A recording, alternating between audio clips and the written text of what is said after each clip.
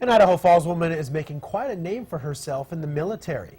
Julia Carroll became one of the first 3 women to pass the infantry training course in the Marines. Infantry jobs have been closed to women, but in the past year, the Marines have considered opening up more opportunities to women.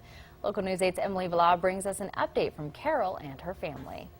The girl in the bright red dress with long flowing hair and a big smile, that's Lance Cpl Julia Carroll. She was among the first women to pass the United States Marine Corps infantry training last fall. She had no clue that that the Marine Corps was going to have this pilot program. During the course of boot camp, they tested them, I think it was unbeknownst to them that they were kind of being physically tested. She waited until graduation to tell me, which I think she planned it that way.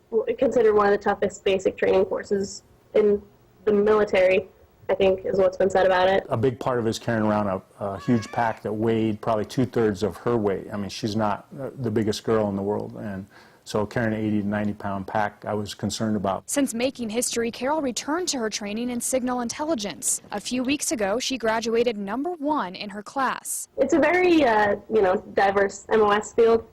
The opportunities it offers are pretty unique, especially as far as the civilian world after the Marine Corps, if I ever decided to get out. Carroll went into the Marines because of a long family history in the service, but that wasn't always her plan. I thought she was kind of going to be our artist type of child, because she was into journalism and music.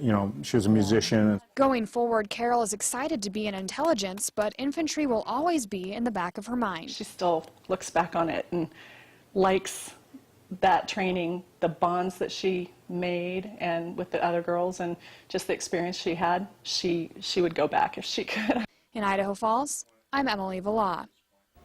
Carroll said she would consider volunteering if more infantry opportunities or tests were open to women. She's currently training at the Goodfellow Air Force Base in Texas. Good for her. I'm so proud of her. We are all really proud of her. Great job, Julia. Liz?